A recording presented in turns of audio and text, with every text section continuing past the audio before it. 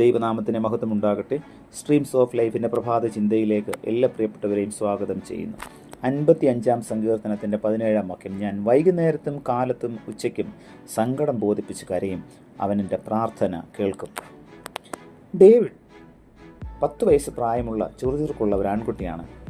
മൃഗങ്ങളോടും പക്ഷികളോടുമുള്ള അവൻ്റെ അമിതമായ സ്നേഹം ധാരാളം മൃഗങ്ങളെയും പക്ഷികളെയും വീട്ടിൽ വളർത്തുവാൻ അവനിടയായി. അവൻ്റെ വീടിനടുത്തുള്ള ഒരു കടയിലെ ബോർഡ് ഇങ്ങനെയായിരുന്നു: പട്ടിക്കുട്ടികൾ വിൽക്കപ്പെടും. ഒരിക്കൽ ഡേവിഡ് ആ കടയിലേക്ക് ചെന്നു. പട്ടിക്കുട്ടികളുടെ വില അന്വേഷിച്ചു. കടയുടമ പറഞ്ഞു, 1000 രൂപ മുതൽ 2000 രൂപ വരെ വിലയാകും. ആ കുട്ടി 100 രൂപ കച്ചവടക്കാരൻ്റെ കയ്യിൽ കൊടുത്തിട്ട് അവനെ ഒന്ന് കാണാമോ എന്ന് ചോദിച്ചു. അവിടുത്തെ ജോലിക്കാരി അവനെ ഉള്ളിലേക്ക് കൂട്ടിക്കൊണ്ടുപോയി അവിടെയുള്ള നല്ല നായ്ക്കുട്ടികളെ കാണിച്ചു. എന്നാൽ അവയുടെ പിന്നിലായി മുടന്തുള്ള ഒരു നായ്ക്കുട്ടി ഉണ്ടായിരുന്നു. അതിനെ എടുത്ത് കടയുടമയോട് ചോദിച്ചു, ഇതിനെന്ത് വിലയാകും എന്ന്. അയാൾ പറഞ്ഞു, നീ എന്തിനാണ് ഇതിനെ വാങ്ങുന്നത്? ഇത് ജനിച്ചപ്പോൾ മുതൽ നടക്കാൻ കഴിയാത്തതാണ്. ഓടാനും ചാടാനും ഒന്നും കഴിയില്ല. അതിൻ്റെ ഒരു പിൻകാലിന് ഹിപ്പ് സോക്കറ്റ് ഇല്ല എന്നാണ് ഡോക്ടർ പറഞ്ഞത്. ഡേവിഡ് തൻ്റെ പാൻസിൻ്റെ കാൽ ചുരുട്ടി കമ്പിയിട്ട് ഫിറ്റ് ചെയ്ത് തൻ്റെ കാൽ കാണിച്ചു. അതിനുശേഷം പറഞ്ഞു, ഞാനും ഈ നായ്ക്കുട്ടിയെ പോലെയാണ് എന്ന്. അപ്പോൾ ആ കടയുടമ പറഞ്ഞു, ഇതുപോലെയുള്ള ഒരാളിനെയാണ് ആവശ്യം, നീ അതിനെ എടുത്തുകൊള്ളൂ, വിലയൊന്നും തരേണ്ട എന്ന്. അവൻ പറഞ്ഞു, ഇത് വിലയില്ലാത്തതല്ല, ഞാൻ ഇതിന് മുഴുവൻ വിലയും തരും. അങ്ങനെ അവൻ ആ മുടന്തുള്ള പട്ടിക്കുട്ടിയെ അതിൻ്റെ മുഴുവൻ വിലയും കൊടുത്ത് സ്വന്തമാക്കി. പ്രിയമുള്ളവരെ, മുടന്തുള്ളതും കേടുപറ്റിയതും വിലയില്ലാത്തതാണ് എന്നാണ് ലോകത്തിൻ്റെ ധാരണ.